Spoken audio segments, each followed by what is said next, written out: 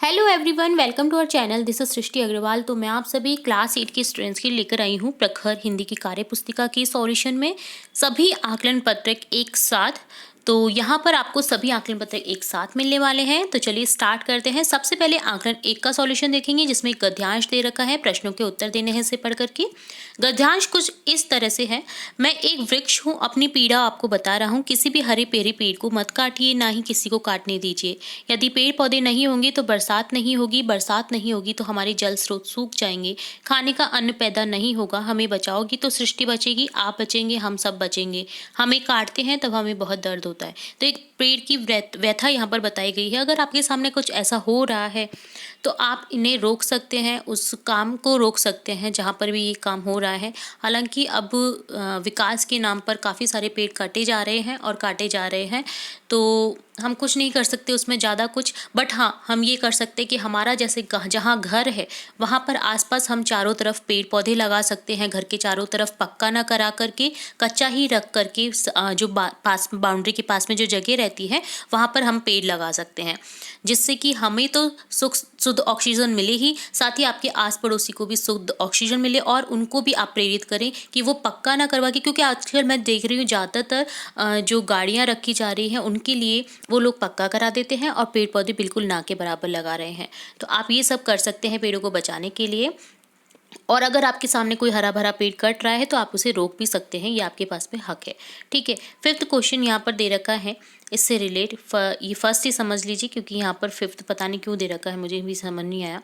चलिए, पीड़ा शब्द का अर्थ है, पीड़ा का अर्थ होता है दुख। निम्नलिखित शब्दों के विलोम शब्द लिखिए। सूखा, गीला, पीड़ा, आनंद, कठोर, नरम, उजाला, अंधेरा। पेड़ हमारे जीवन में आवश्यक हैं, क्यों? अपने विचार व्यक्त करिए। पेड़ हमारे जीवन में बहुत आवश्यक है। इनसे वायुमंडल में ऑक्सीजन व कार्बन डाइऑक्साइड गैसों का संतुलन बना रहता है। इनसे लकड़ी, औषधि, फल, सब्जियां, खाद्यान्न, अन्य उपयोगी वस्तुएं प्राप्त होती हैं। 4th क्वेश्चन है, दिए गए वाक्य में एक शब्द लिखिए। रक्षा करने वाला रक्षक, बस चलाने वाला बस चालक या ड्राइवर। निम्नलिखित शब्दों का प्रयोग करते वाक्य पूरा करें। सूखा, बारिश न होने के कारण हमारे गांव में सूखा पड़ गया। बरसात, बरसात के आते ही चारों ओर हरियाली आ जाती है, छा जाती है। वृक्ष, हमारे विद्यालय में 4 वृक्ष हैं। पत्ता, पीपल का पत्ता टूटकर गिर गया।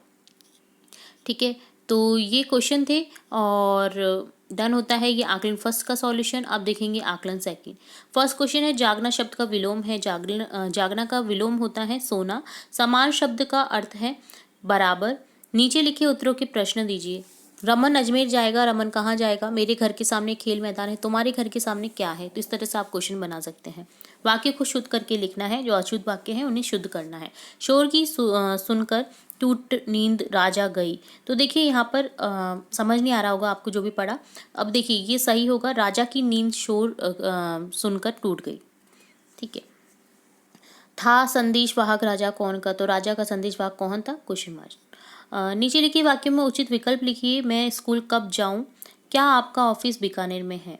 लिंग बदलकर शब्दों को पूर्ण कीजिए। नीचे लिखे वाक्यों के लिए एक शब्द लिखिए। 3 रंग का तिरंगा, जो कम खर्च करता है मितव्ययी। आपके शहर गांव में मनाए जाने वाले किन्हीं 4 त्योहारों के नाम लिखिए। दशहरा, दीपावली, होली, रक्षाबंधन। तो आप कोई भी 4 त्योहार यहाँ पर लिख सकते हैं। तो ये डन होता है आकलन 2 का सॉल्यूशन। अब देखेंगे आकलन 3। फर्स्ट क्वेश्चन है, अशुद्ध शब्दों को शुद्ध रूप में लिखिए। प्राथमिक में म में छोटी की मात्रा आएगी प्राथमिक। फूल, फूल।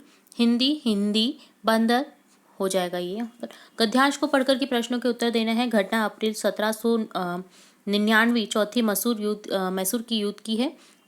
जनरल हैरिस के नेतृत्व में अंग्रेज फौज ने मैसूर राज्य पर हमला बोल दिया था। अंग्रेजी फौज राजधानी श्रीरंगपट्टनम के काफी नजदीक पहुंच गई थी, लेकिन किले तक पहुंचना आसान नहीं था। किले के दक्षिण में सुल्तानकोट गांव के एक पास ऊंचा टीला था। टीपू ने अपनी बंदूकधारी सैनिकों की एक टुकड़ी उस टीके पर तैनात की थी। काफी फेमस युद्ध था। ठीक है, तो यहाँ पर उसी युद्ध से एक प्रसंग लिया गया है। आसान शब्द का अर्थ होता है सरल। शब्दों का अर्थ लिखना है यहाँ पर। फौज अर्थात सेना, नजदीक अर्थात पास। टीपू ने अपने सेना की टुकड़ी कहाँ पर तैनात रखी थी? किले के दक्षिण में सुल्तानकोट गांव के पास टीले पर। दूर शब्द का विलोम होता है नजदीक। आपने कोई किला या पुरानी हवेली देखी है? किले या हवेली के बारे में आपको 2-3 पंक्तियां लिखनी है। तो राजस्थान तो भरा हुआ है किले और हवेलियों से, महलों से, तो आपने कुछ ना कुछ तो देखा ही होगा, किले, महल, हवेली। ठीक है, तो उनके बारे में आपको लिखनी है। जैसे हवेलियाँ बहुत ज़्यादा फेमस है। जयपुर की हवेलियाँ हैं, चूरू में भी हैं, और आपको आसपास टोंक में दिखेंगी।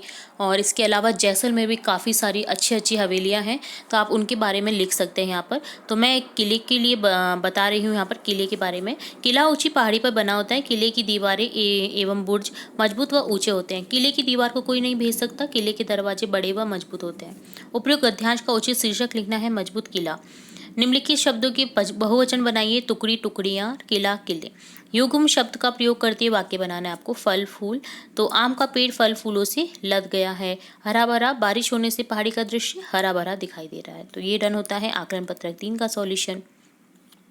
अब देखेंगे आकलन पत्रक 4। गद्यांश है, ये पढ़ करके इसके उत्तर देना है। छोटू को सुरंग में जाने का मौका हाथ लगती फिसल गया। और सुरंग में जगह जगह लगाए निरीक्षक यंत्रों की जानकारी छोटू को नहीं थी, मगर उसके प्रवेश करते ही पहले निरीक्षक यंत्र में संदेहास्पद स्थिति दर्शाने वाली हरकत हुई। इतने छोटे कद वाला व्यक्ति सुरंग में कैसे आया? दूसरे निरीक्षक यंत्र ने तुरंत उसकी तस्वीर खींच ली। किसी एक नियंत्रण केंद्र में इस तस्वीर की जांच की गई और खतरे की सूचना दी गई। छोटू की तस्वीर किसने खींची थी? दूसरे निरीक्षक यंत्र ने। ऑप्शन थर्ड करेक्ट हो जाएगा। गद्यांश में आए कारक चिन्हों की सूची बनाइए। को, मैं, उसकी, उसके, ने। तो कारक चिन्हों के भेद आपको पता है। कर्ता ने कर्म को करण से संप्रदान के लिए, अपादान से संबंध काके की, अधिकरण मैं पेपर। तो आप इसे इस तरह से याद कर सकते हैं। जब भी आपको कारक का नाम पूछा जाए, आप सबसे पहले फटाफट से उनका उत्तर दे सकते हैं। ठीक है, जो मैंने बोला है आप नोट कर सकते हैं। नीचे देखिए उपसर्गों में से दो दो शब्द बनाइए। तो देखिए प्र से प्रयत्न प्रयुक्त, अन से हो जाएगा अनाचार अनुपयोगी। उपसर्ग जो शब्दों के आगे लग कर के अर्थ में परिवर्तन करते हैं उन्हें उपसर्ग कहा जाता है। नीचे कुछ शब्द दिए गए हैं, इनकी वर्तनी को शुद्ध लिखिए। संदेह हो जाएगा यहाँ पर, ये हो जाएगा आपत्ति, गुम्बद, खिलाड़ी। छोटे कद वाला व्यक्ति वाक्य में रेखांकित शब्द का विलोम छोटे का हो जाएगा लंबा। हाथ शब्द का समानार्थी शब्द है, हाथ का समानार्थी हो जाएगा कर और हस्त। वाक्य पूरा करना है आपको। डॉक्टर राजेंद्र प्रसाद इतने सेवाभावी व परिश्रमी थे कि शीघ्र ही जनता में लोकप्रिय हो गए। यहाँ पर आपको कारक चिन्हों का यूज करना है, सही कारक चिन्हों का। तो यहाँ पर की आ जाएगा जो संबंध बता रहा है काके की। ठीक है। गांधी जी के साथ असहयोग आंदोलन में कूदे। निरीक्षक यंत्रों की जानकारी छोटू को नहीं थी। नियंत्रण केंद्र में इस तस्वीर की जांच की गई। ठीक है। तो यहाँ पर जो काके की आपने देखा है वो संबंध बता रहा है, जो कि संबंध कारक के एग्जाम्पल हो गए। ठीक है। और अधिकरण मैं पेपर होता है, तो यहाँ पर ये अधिकरण कारक का एग्जाम्पल है। ठीक है। यानी किसी चीज़ में जैसे किसी चीज़ से कोई चीज़ छूट रही है या किसी चीज़ से कोई चीज़ जुड़ी हुई है। दो होते हैं, कर्ता ने कर्म को करण से संप्रदान के लिए, कर्ता ने भी होता है। और एक होता है दूर कर देना उसे, अधिकरण मैं पेपर। ठीक है। तो यहाँ पर ये तस्वीर की जांच की गई नियंत्रण केंद्र में, तो यानी जुड़ रहा है कुछ। ठीक है। तो यहाँ पर अधिकरण कारक का यूज हुआ है। मौका हाथ से फिसल जाना मुहावरे का अर्थ बताते हुए वाक्य में प्रयोग कीजिए। अर्थ अवसर न मिलना। वाक्य राजू को टिकट न मिलने के कारण मैच देखने का मौका हाथ से फिसल गया। तो ये डन होता है आकलन 4 का सॉल्यूशन। अब देखेंगे आकलन 5, गद्यांश को पढ़कर के प्रश्नों के उत्तर देने। आज मैं तुम्हें प्राचीन काल की सभ्यता का हाल बताता हूँ, लेकिन इसके पहले ये समझ लेना चाहिए कि सभ्यता का अर्थ क्या है। शब्दकोश में इसका अर्थ है अच्छा करना, सुधारना, जंगली आदतों की जगह अच्छी आदतें पैदा करना, और इसका व्यवहार किसी समाज या जाति के लिए ही किया जाता है। आदमी की जंगली दशा जब वह बिल्कुल जानवरों जैसा होता है, बर्बरता कहते हैं। सभ्यता बिल्कुल उसकी उल्टी चीज है। हम बर्बरता से जितना दूर जाते हैं उतना ही सभ्य होते जाते हैं। शब्दकोश में सभ्यता का अर्थ क्या बताया है? अच्छा करना, सुधारना। सभ्यता का विलोम हो जाएगा बर्बरता। निम्नलिखित ये बहुवचन बताने हैं। सभ्यता का सभ्यताएं, आदत का आदतें, जानवर का जानवरों और जाति का जातियां। अगर आपको समझ नहीं आए कि बहुवचन कैसे बनाते हैं तो आप वाक्य में प्रयोग कर लीजिए। जैसे रमेश की आदत अच्छी थी और रमा और पिंकी की आदतें बहुत अच्छी थी। ठीक है। इसी तरह से जानवर आए हुए हैं और जानवरों ने क्या किया। तो इस तरह से आप क्वेश्चन बना सकते हैं, सेंटेंस बना सकते हैं। पुल्लिंग शब्द बताइए। औरत का आदमी हो जाएगा, हथनी का हाथी, लोमड़ी का लोमड़ और बच्चा का बच्ची। उपयुक्त गद्यांश का उचित शीर्षक क्या होगा? सभ्यता। हम कब सभ्य होते चले जाते हैं? हम बर्बरता से जितने दूर होते जाते हैं उतना ही सभ्य होते जाते हैं। शब्दकोश किस काम आता है? शब्दकोश ऐसा ग्रंथ है जिसमें शब्दों का संग्रह तथा उनकी पूर्ण जानकारी हो। शब्दों के वचन बदल कर लिखिए। आदत का आदतें, सभ्यता का सभ्यताएं, जानवर जानवर हो, जंगल जंगल हो। फिर से रिपीट हुआ है कुछ चीज़ें तो, ठीक है। तो एक वचन से बहुवचन बनाना था सिंपली। हम बर्बरता से जितना ही दूर जाते हैं उतना ही सभ्य होते जाते हैं। इस पंक्ति का भाव अपने शब्दों में लिखिए। बर्बरता का अर्थ ऐसा व्यवहार है जो मनुष्यता की श्रेणी में नहीं आता। जैसे जैसे हम बर्बरता से दूर होते जाएंगे, हम एक समाज परिवार बनाकर रहेंगे। एक दूसरे का सहयोग, सुरक्षा की भावना बढ़ेगी, हमारे रहन सहन में सुधार होगा, अतः हम सभ्य होते जाएंगे। तो ये डन होता है आकलन 5 का सॉल्यूशन। अब देखेंगे आकलन 6। यहाँ पर गद्यांश है। गद्यांश को पढ़ करके आपको प्रश्नों के उत्तर देने हैं। आज लाखों वर्ष से असंख्य मनुष्यों को कर्म और सिफारिश के आधार पर स्वर्ग और नर्क में स्थान अलॉट करते आ रहे थे, पर ऐसा कभी नहीं हुआ। सामने चित्रकूट बैठे थे, बार बार अपना जो उंगली में थूक लगा और चश्मा पन्ने पलट रहे थे, ठीक है अपने। तो गलती पकड़ में नहीं आ रही थी उनको। आखिरकार खींच कर रजिस्टर इतने जोर से बंद किया कि एक मक्खी चपेट में आ गई। उसे निकालते हुए बोले, महाराज कुछ समझ नहीं आता, 5 दिन पहले भोलाराम के जीव ने देह त्यागी, पर वह अभी तक यहाँ नहीं आया। मनुष्य को स्वर्ग नरक में स्थान मिलता है कर्म और सिफारिश के आधार पर। अलग अलग भाषा में आपको शब्द लिखने हैं। घर की भाषा में खींचना को बोलते झल्लाना, मक्खी को मक्खी, देह शरीर को शरीर बोलते हैं, सामने को सामने बोलेंगे। और अंग्रेजी भाषा में देखिए हाउस फ्लाई बोलते हैं मक्खी को, और शरीर बॉडी, और सामने के लिए बोलते हैं फ्रंट, ठीक है। एंग्री, यहाँ पर आप एंग्री लिख सकते हैं झल्लाना को। दिए गए वाक्य को सही क्रम में लिखिए। आया अभी तक नहीं यहाँ पर, तो यहाँ पर देखिए सेंटेंस हम देखते हैं शुद्ध। अभी तक यहाँ नहीं आया। नेक्स्ट बनेगा मुझे कुछ समझ नहीं आता। नेक्स्ट बनेगा बाड़ी में बकरी आ गई। नेक्स्ट बनेगा सामने दादाजी बैठे थे, दादी जी बैठे थे, सॉरी, ठीक है। नेक्स्ट क्वेश्चन देखेंगे। गद्यांश में आए निम्न शब्दों का अर्थ लिखिए। त्यागना, छोड़ना, खींचकर, झल्लाकर, असंख्य, अगणित, सिफारिश, खुशामद।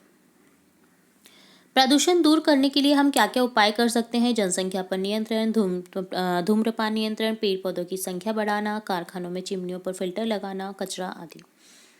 यथास्थानीय कचरा जो है यथास्थानीय कचरे पात्र में डालना, ठीक है। विलोम शब्द लिखिए। स्वर्ग नरक, मृत्यु जीवन, आखिरी पहला, देरी जल्दी, बंद करना खोलना, दिन रात। नेक्स्ट क्वेश्चन है रिक्त स्थानों की पूर्ति कीजिए। आखिर खींच कर रजिस्टर बंद कर दिया, देखा कि एक मक्खी चपेट में आ गई। 5 दिन पहले भोलाराम की जीव ने देह त्यागी, वह अभी तक नहीं आया। तो ये डन होता है आकलन 6। अब देखेंगे आकलन 7 का सॉल्यूशन। शब्द को के अनुसार आपको शब्दों को लिखना है। सबसे पहले आएगा देखिए ए से रिलेटेड शब्द अलवर। नेक्स्ट आएगा भरतपुर, बीकानेर, दौसा, जयपुर, जोधपुर, पाली और उदयपुर लास्ट में आ जाएगा यू से संबंधित, ठीक है। अब देखिए अ के 2 सेंटेंस होंगे तो सेकंड अ के अगर 2 वर्ड मिले आपको कहीं पे तो आप क्या करेंगे, सेकंड वाले शब्द को देखेंगे। जैसे हम इंग्लिश में करते हैं वैसे ही इसमें देखेंगे। तो इसमें आप आ की मात्रा देखेंगे, ई की मात्रा देखेंगे, ठीक है।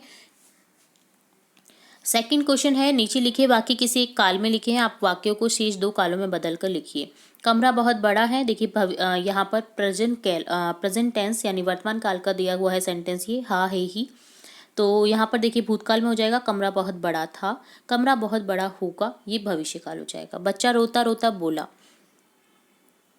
था, तो देखिए ये पास्ट टेंस का सेंटेंस है यानी भूतकाल का। तो अब हम प्रेजेंट बनाएंगे, बच्चा रोता रोता बोल रहा है, बच्चा रोता रोता बोलेगा। संवाद को आगे बढ़ाना है। सूरज बोल रहा है मैं सूरज हूँ, मेरे निकलने से ही दिन होता है। चांद बोल रहे हैं मेरा नाम चांद है, मैं तो भाई रात को निकलता हूँ। सूरज बोल रहा है मेरी रोशनी बहुत तेज है जिसमें सब कुछ दिखाई देता है। चांद बोल रहा है मेरी रोशनी कम है परंतु शीतलता प्रदान करती है। सूरज बोल रहा है मेरा आकार एक जैसा रहता है। चांद बोलता है मेरा आकार घटता बढ़ता है। सूरज में एक तारा हूँ, चांद में एक पृथ्वी का उपग्रह हूँ। फोर्थ क्वेश्चन है अधिक शोरगुल को ध्वनि प्रदूषण कहते हैं। इस प्रकार कौन कौन से प्रदूषण होते हैं, किन्हीं दो के नाम लिखिए। तो यहाँ पर देखिए वायु प्रदूषण हो जाएगा और जल प्रदूषण हो जाएगा। नेक्स्ट देखेंगे आकलन 8 का सॉल्यूशन। फर्स्ट क्वेश्चन है पास्को एक्ट है छोटे बच्चों की सुरक्षा के लिए। हमारे शरीर में मांसपेशियों का चलन रूप है सभी के लिए, झुकने के लिए, चलने के लिए, लेटने के लिए। कुपसर का अशुद्ध उदाहरण है कुसंगति, कुपुत्र, कुकर्म, ये सही है, कुमार गलत है। मुहावरों के साथ उसके उचित अर्थ का मिलान करना है। श्री गणेश करना, शुरू करना, लाल पीला होना, बहुत क्रोधित होना, छक्के छुड़ाना, बुरे तरीके से हराना, कमर कसना, तैयार होना। निम्नलिखित शब्दों में से प्रत्यय चाटिए। पढ़ाई का पढ़ धन आई, सजावट का सज धन आवट, गाड़ी वान का गाड़ी धन वान, क्रोधित का हो जाएगा क्रोध धन इत, सुखी सुख धन ई। 6 क्वेश्चन है, निम्नलिखित शब्दों में से उपसर्ग और मूल शब्द छांटिए। अजय में अ उपसर्ग है, मूल शब्द जय। विज्ञान में वी उपसर्ग है, ज्ञान मूल शब्द है। सुशासन में शासन मूल शब्द है और सु उपसर्ग है। निम्नलिखित वाक्यों में उचित विराम चिन्ह लगाकर उन्हें दोबारा लिखिए। तो देखिए, हमारे देश में तरह तरह की भोजन, तरह तरह की पोशाकें प्रचलित हैं। हमारे देश में तरह तरह के भोजन, तरह तरह की पोशाकें प्रचलित हैं। आपको दोबारा लिखना है, उचित विराम चिन्ह लगाना है। तरह तरह के भोजन के बाद में देखिए कॉमा आ जाएगा, अल्प विराम जिसे बोलते हैं, और आपका यहाँ पर पूर्ण विराम आ जाएगा जब सेंटेंस कंप्लीट हो रहा है। तो इसी तरह से देखिए, शेर बोल उठा, स्वागत है सियार महाराज बोल उठा। तो यहाँ पर आप लगाएंगे साइन को, शेर बोल उठा, स्वागत है सियाज महाराज। ठीक है, दिए गए पूर्ण विराम चिन्हों को उनके नाम के साथ में मिलान करना है। पूर्ण विराम चिन्ह ये हो गया, प्रश्नवाचक चिन्ह हो गया, ये हो गया विस्मयबोधक, और अल्प विराम चिन्ह हो गया। ठीक है, निम्नलिखित मुहावरों के अर्थ लिखते हुए वाक्य में प्रयोग कीजिए। ऊंट के मुंह में जीरा होना, किसी वस्तु की अपर्याप्त मात्रा। वाक्य में प्रयोग करेंगे, भूखे हाथी को केवल एक केला खाने को दिया, यह ऊंट के मुंह में जीरे के बराबर है। खून पसीना एक करना अर्थात बहुत मेहनत करना। 10वीं परीक्षा में 90% अंक प्राप्त करने के लिए सचिन ने खून पसीना एक कर दिया।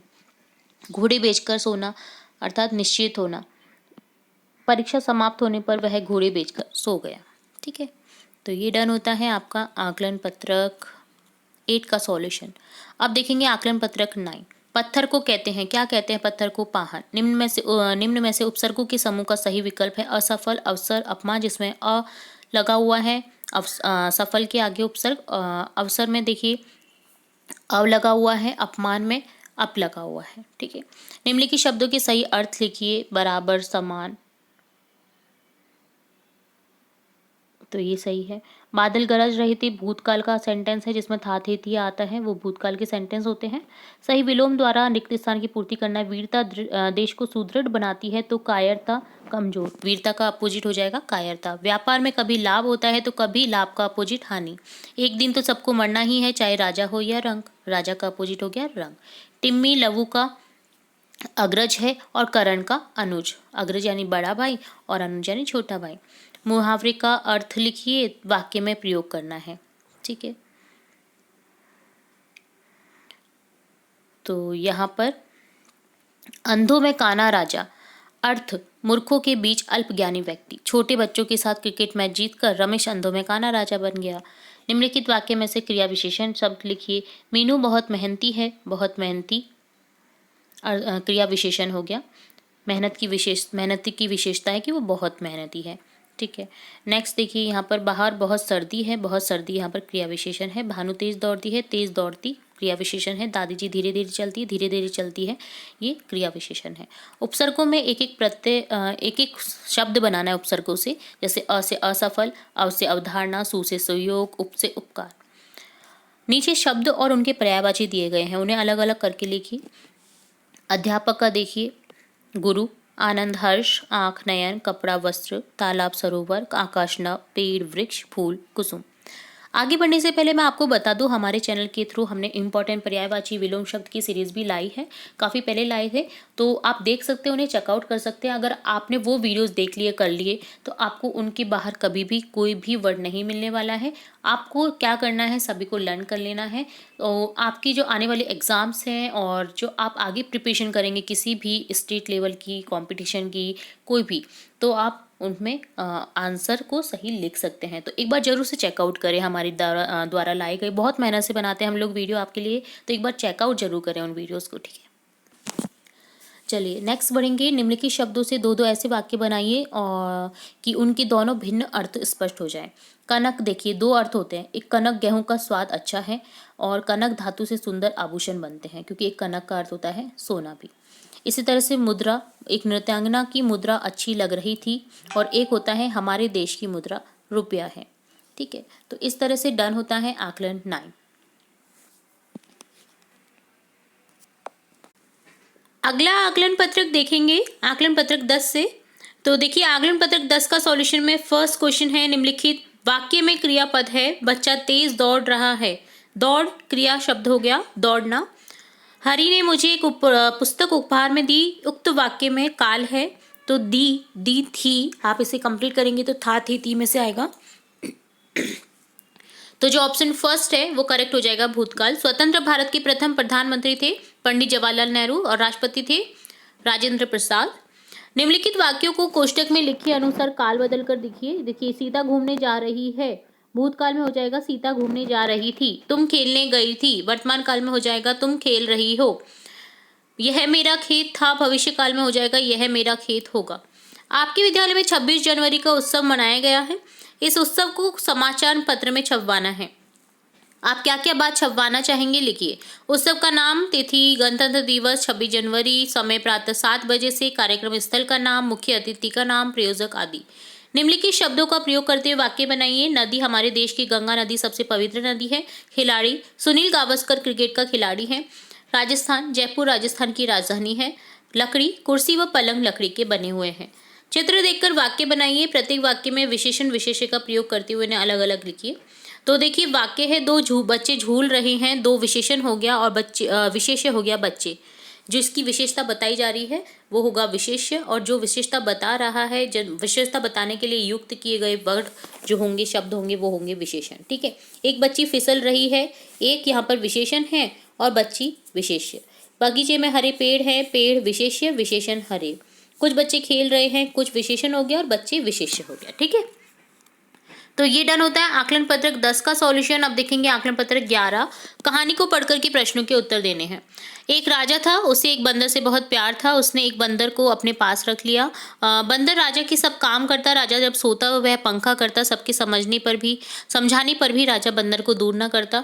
एक रात राजा सो रहा था। एक मक्खी बार बार राजा की नाक पर बैठने लगी। बंदर को मक्खी पर बहुत क्रोध आया। बंदर ने तलवार उठाई और मक्खी को मारने ही वाला था कि अचानक पहरेदार ने देख लिया। वह दौड़कर आया, बंदर से तलवार छीन ली। आवाज सुनकर राजा की नींद खुली। सारी बात पता चलने पर राजा ने बंदर को जंगल में छुड़वा दिया। बंदर ने तलवार उठाई मक्खी को मारने के लिए। पहरेदार बंदर से तलवार नहीं छीनता तो राजा की नाक काट देता। बंदर का समानार्थी नहीं है, कपी है, मरकट है, वानर है, मनु नहीं है। बंदर राजा की क्या क्या काम करता था? बंदर राजा के सारे काम करता था और राजा के सोने पर उसे पंखा भी करता था। दिए गए वाक्यों को पूरा करना है। गंदगी पर मक्खियां बैठती हैं। राजा बंदर से बहुत प्यार करता था। मक्खी बार बार राजा की नाक पर बैठ रही थी। इस कहानी पर आप 3 प्रश्न बनाकर लिखिए। राजा को किससे प्यार था? मक्खी बार बार कहाँ बैठ रही थी? बंदर ने मक्खी को मारने के लिए क्या किया? Question mark. विद्यालय में सूचना पट का उपयोग होता है विद्यालय की सूचना प्रसारित करने के लिए। आप घर पर कौन कौन से कार्य करते हैं, लिखिए। हम घर पर सफाई का कार्य करते हैं, बाजार से सामान लाते हैं, अपने कपड़े धोते हैं, प्रेस करते हैं। यदि आपके किसी परिचित को टीबी हो जाए तो आप क्या करेंगे? हम उसे डॉक्टर के बारे में बताएंगे और सरकारी अस्पताल में मुफ्त जांच कराने को कहेंगे। समास विग्रह करिए। राधा कृष्ण, राधा और कृष्ण द्वंद्व समास, जिसमें यहाँ पर इस तरह का योजक चिन्ह लगा रहता है, वो हमेशा द्वंद्व समास का एग्जाम्पल होता है। तिराहा, 3 राहों का समूह, जो कि द्विगु समास है। द्विगु समास का एग्जाम्पल है क्योंकि यहाँ पर संख्यावाचक शब्दों का यूज होता है द्विगु समास में। ठीक है, तो ये डन होता है आकलन पत्रक 11 का सॉल्यूशन। अब देखेंगे आकलन पत्रक 12। जमीन की खुदाई करके उसमें से निकलने वाली चीजों का अध्ययन कहलाता है। क्या कहलाता है? पुरातत्व शास्त्र। पंछियों को सबसे ज्यादा प्रिय है अपनी आजादी। रचना के आधार पर वाक्य के भेद होते हैं। कितने होते हैं? 3। हम पंछी उन्मुक्त गगन के कविता के लेखक शिव मंगल सुमन है। मुहावरों का अर्थ लिखते हुए वाक्य में प्रयोग कीजिए। ईद का चांद होना, बहुत दिनों बाद मुलाकात। अरे राजू तो ईद का चांद हो गया है, कभी दिखाई ही नहीं देता। चिकना घड़ा, एक बेशरम इंसान जिस पर किसी बात का असर ना हो। यह लड़का तो चिकना घड़ा हो गया है, इस पर किसी बात का कुछ असर नहीं होता है। निम्नलिखित शब्दों का शुद्ध रूप लिखिए। रूप रूप, चांद चांद, मूल्य मूल्य, पौधा पौधा। निम्नलिखित शब्दों से उपसर्ग अलग कर कर लिखिए। विदेश का हो जाएगा, देखिए वी उपसर्ग हो जाएगा अलग। उपनाम में उप उपसर्ग अलग हो जाएगा। निर्बल में निर और अकाल में अ। आप अपने पिताजी को पत्र लिख रहे हैं। लिखते समय समापन संबोधन में क्या लिखेंगे? आपका पुत्र। आपने कई स्थानों पर बच्चों को काम करते देखा है। क्या बच्चों को रोजगार चलाने हेतु कार्य करना चाहिए? अपने तर्कपूर्ण विचार लिखिए। नहीं, बच्चों को रोजगार के लिए कार्य नहीं करना चाहिए। उनकी पढ़ने की उम्र में उन्हें विद्यालय जाना देना चाहिए, पढ़ाई करनी चाहिए ताकि उनका शारीरिक एवं मानसिक विकास उचित हो सके। अपने पिताजी का जीवन परिचय लिखिए। मेरे पिताजी का नाम श्री मोहन लाल है। वह 65 वर्ष के हैं। वे एक अध्यापक पद से सेवानिवृत्त हुए हैं। उन्होंने हिंदी विषय में एमए कर रखी है। वह एक अच्छे व्यक्तित्व वाले खुशमिजाज इंसान है। तो ये डन होता है आकलन पत्रक 12 का सॉल्यूशन। अब देखेंगे आकलन पत्रक 13। निम्नलिखित गद्यांश को पढ़कर प्रश्नों के उत्तर दीजिए। रविवार को तन्मय अपने गाँव गया। तन्मय अपनी माँ के साथ तांगे पर बैठ गया। तभी आंधी आ गई, बूंदें भी गिरने लगी। तन्मय ने पहली बार आंवले के पेड़ और गेहूं के खेत देखे। उसने 5 ऊंट भी देखे। वहां एक कुआं भी था।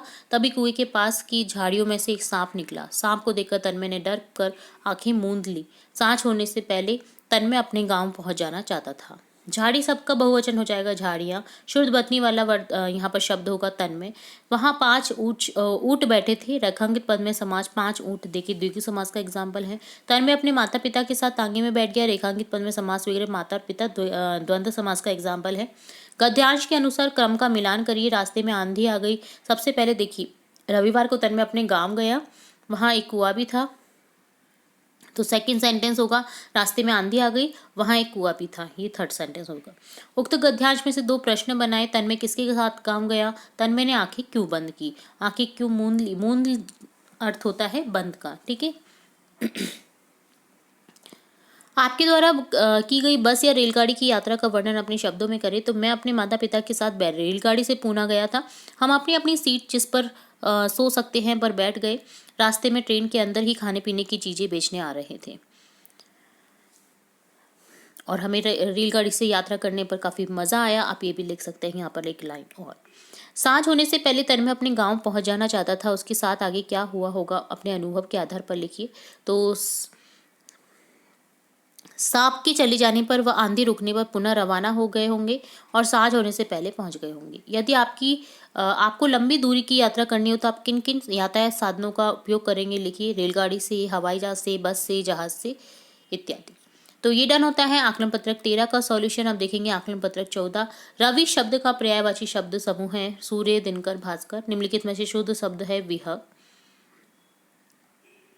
निम्न में से संचार के साधन है पत्र, तार, मोबाइल। चित्र देखकर सही विकल्प छाटिए। सूखा कचरा अर्थात नीला डिब्बा, ठीक है।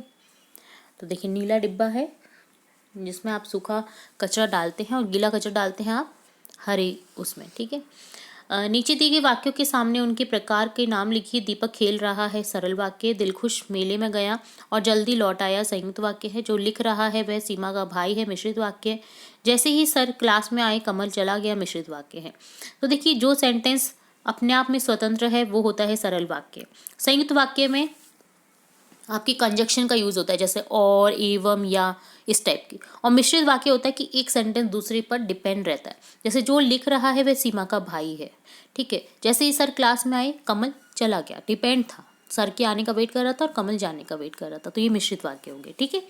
कूड़ेदान का प्रयोग नहीं करने पर क्या क्या हानियां होती हैं लिखिए। कूड़ा इधर उधर उड़ता रहता है, उससे कीटाणु पैदा होते हैं और बीमारी फैला देते हैं। कूड़ेदान बराबर कूड़ा धन दान। इस प्रकार निम्न शब्दों को पूरा कीजिए। ईमानदार का हो जाएगा ईमान धन दार। सब्जी वाला सब्जी धन वाला। नौका विहार नौका धन विहार। रसोई घर रसोई धन घर, ठीक है।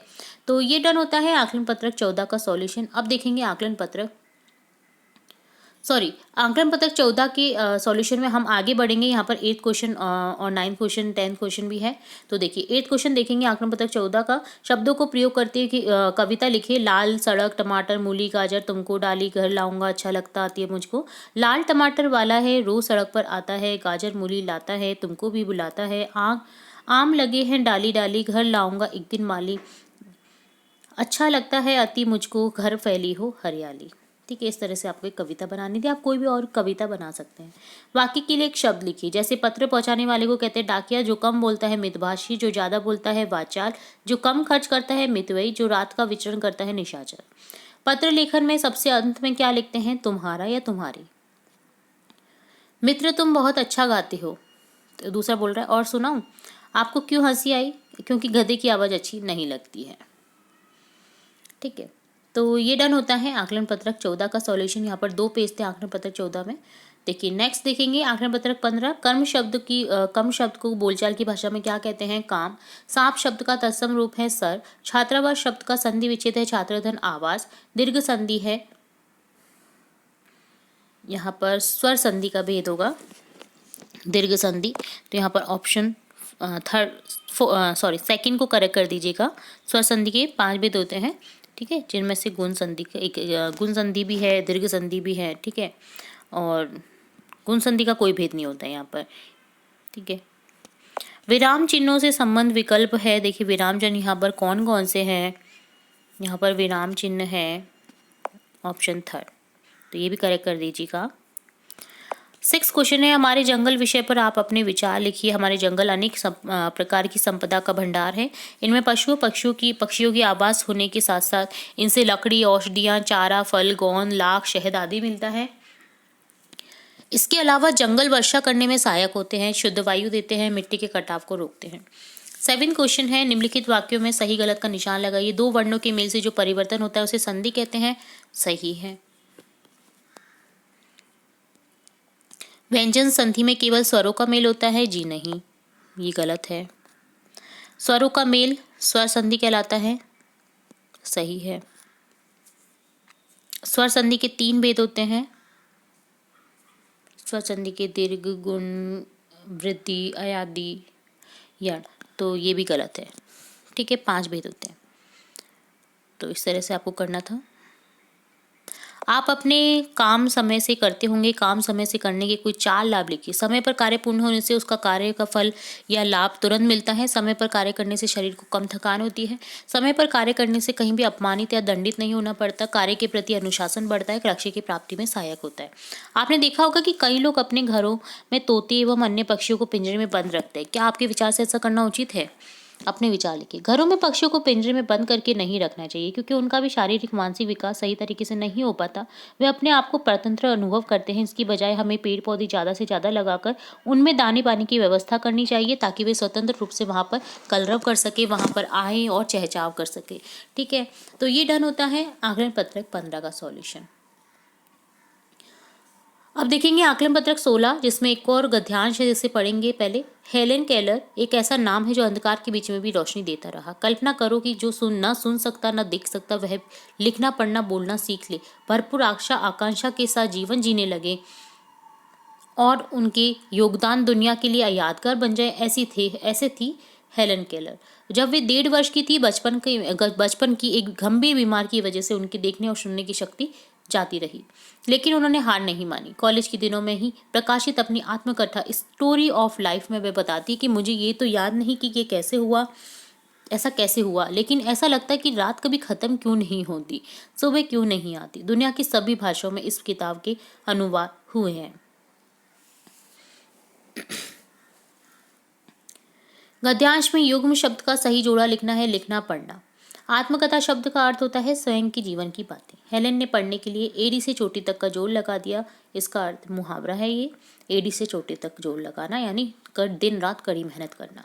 मुझे ये तो याद नहीं कि ऐसा कैसे हुआ, वाक्य के भेद को पहचानकर गोला पर निशान लगाइए। तो देखिए मिश्र वाक्य है, क्योंकि उससे याद नहीं कि कैसा हुआ, ये दोनों एक दूसरे पर डिपेंड करते हैं, तो ये मिश्र वाक्य हो गया, ठीक है। उपयुक्त गद्यांश का सारांश अपने शब्दों में लिखिए। हेलेन केलर, जो कि बचपन से देख व सुन नहीं सकती थी, फिर भी उन्होंने लिखना पढ़ना बोलना सीख लिया। इसके साथ ही दुनिया के लिए योगदान देकर एक मिसाल बन गई। सार यह है कि कोशिश करने से अभाव या कमी में भी आगे बढ़ा जा सकता है। हेलेन केलर को ऐसा क्यों लगा कि रात कभी खत्म नहीं होती, सुबह क्यों नहीं आती? क्योंकि गंभीर बीमारी की वजह से उनकी आंखों की रोशनी खराब हो गई थी, जिससे उन्हें कुछ दिखाई नहीं देता था, इसलिए उनको सुबह होने का एहसास नहीं होता था। हेलेन केलर की आत्मकथा का नाम क्या है? Story of life. Helen Keller के जैसे बहुत से लोग आपने देखे होंगे जो देख नहीं सकते। ऐसे लोगों की समस्याओं को पहचान कर लिखिए। इधर उधर जाने में परेशानी आती है, सामने संकट आने पर भी मालूम नहीं चलता है, अवांछित जीवों और मनुष्य को नहीं देख पाते हैं। तो ये डन होता है आकलन पत्रक 16 का सॉल्यूशन। अब देखेंगे आकलन पत्रक 17। फर्स्ट क्वेश्चन है, यहाँ पर चिड़िया शब्द का बहुवचन चिड़िया हो जाएगा, चंद्रबिंदु आ जाएगा। तेज का विलोम शब्द धीमा। नदी को और क्या कहते हैं? सरिता। पानी पानी होना मुहावरे का अर्थ वाला मुहावरा है।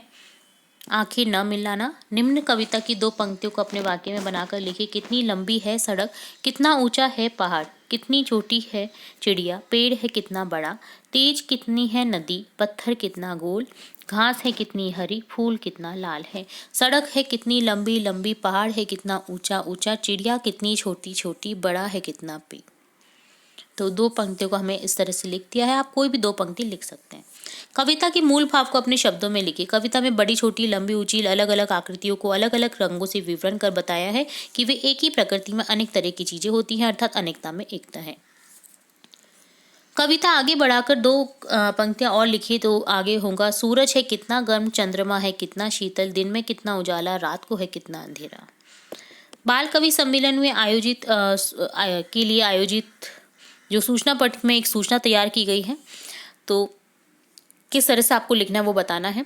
आदर्श विद्यालय चौमू बाल कवि सम्मेलन, दिनांक लिख देनी है जिस भी डेट को ये होने वाला है। विद्यालय प्रांगण में दिनांक 29/10/2023 को सायं 5 बजे से 7 बजे तक बाल कवि सम्मेलन का आयोजन किया जाएगा, जिसमें सभी इच्छुक छात्र भाग ले सकते हैं। 9th क्वेश्चन, पहाड़, पेड़, नदी, पत्थर, पुष्प, वर्ण शब्दों में तत्सम और तद्भव शब्दों को अलग करके लिखिए। तो तत्सम हो जाएंगे यहाँ पर पुष्प और वर्ण, तद्भव यानी हिंदी शब्द है यहाँ पर पत्थर, पहाड़, नदी, पेड़। ठीक है, तद्भव होता है हिंदी शब्द और तत्सम होता है संस्कृत में लिखे शब्द। ठीक है, तो ये डन होता है आकलन पत्रक 17। अब देखेंगे आकलन पत्रक 18। फर्स्ट क्वेश्चन है, भाववाचक संज्ञा है बुढ़ापा, यानी जिसे छुआ नहीं जा सकता, जो सिर्फ महसूस करा जा सकता है। स्त्रीलिंग शब्दों का सही समूह चक्री, मकड़ी, टोकरी। निम्न के 2 पर्यायवाची लिखिए। बादल का हो जाएगा मेघ, वारिद। पानी का हो जाएगा जल, तोय। नीचे लिखे वाक्यों में क्रिया शब्द को विलोम शब्द में बदलते हुए वाक्यों को पुनः लिखिए। बबली बहुत देर से खड़ी है, उत्तर हो जाएगा बबली बहुत देर से बैठी है। मनीष शीघ्र जग जाता है, मनीष शीघ्र सो जाता है। श्वेता पहाड़ पर चढ़ती है, श्वेता पहाड़ से उतरती है। नव्या के दादाजी दुकान पर चले गए, नव्या के दादाजी दुकान से आ गए। तो विलोम शब्द में बदलते हुए हमें वाक्य को लिखना था। निम्नलिखित उपसर्ग लगाकर नए शब्द बनाए। अन से होगा अनुपयोगी, अनाचार। कु से कुपात्र, कुपुत्र। अव से अवगुण, अवनति। वी से विशेष, विज्ञान। नेक्स्ट क्वेश्चन है आकलन पत्रक 18 का 6 क्वेश्चन। हमने अपने मन से काल के अनुसार एक एक वाक्य बनाए। वर्तमान काल का नव्या खाना खा रही है, भूतकाल का कल मैं जयपुर गया था, भविष्य काल का वह कल विद्यालय जाएगा। दिए गए वाक्यों को सही क्रम में लिखें। तो कनिष्क कल पिताजी को पत्र लिखेगा, इस तरह से हो जाएगा। नेक्स्ट में हो जाएगा कभी कभी भीड़ में बच्चे खो जाते हैं। नेक्स्ट में हो जाएगा बच्चे खिलौने पाकर खुश हो जाते हैं। एक गद्यांश दे रखा है जिसे पढ़ेंगे और प्रश्नों के उत्तर देंगे।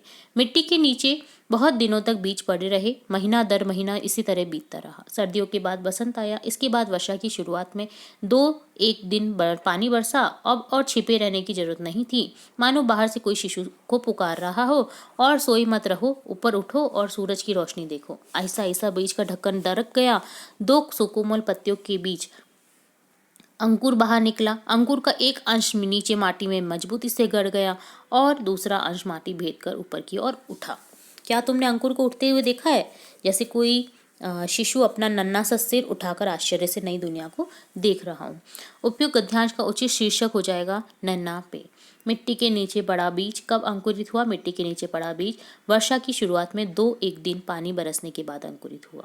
गद्यांश में ऐसा क्यों कहा गया कि सोए मत रहो, ऊपर उठ जाओ, सूर्य की रोशनी देखो? क्योंकि बीज को पानी मिल चुका था और उससे अंकुरित होने का समय आ गया था। अपने आप को आनंद मानते हुए अपने मामा जी को जन्मदिन का उपहार भेजने के लिए धन्यवाद पत्र लिखिए, अपने पोर्टफोलियो में लगाइए। तो ये आपकी एक्टिविटी है, ये आपको करना है। ठीक है, तो ये डन होता है आकलन पत्रक 18 का सॉल्यूशन।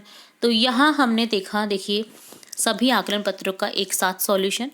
उम्मीद है आपको सभी आकलन पत्रक के सॉल्यूशन अच्छे से समझ आए होंगे। फिर भी अगर कोई डाउट रहता है, कोई भी कंफ्यूजन रहता है, तो आप कमेंट बॉक्स में कमेंट करके पूछ सकते हैं। फिर मिलेंगे नई वीडियो के साथ, तब तक के लिए धन्यवाद।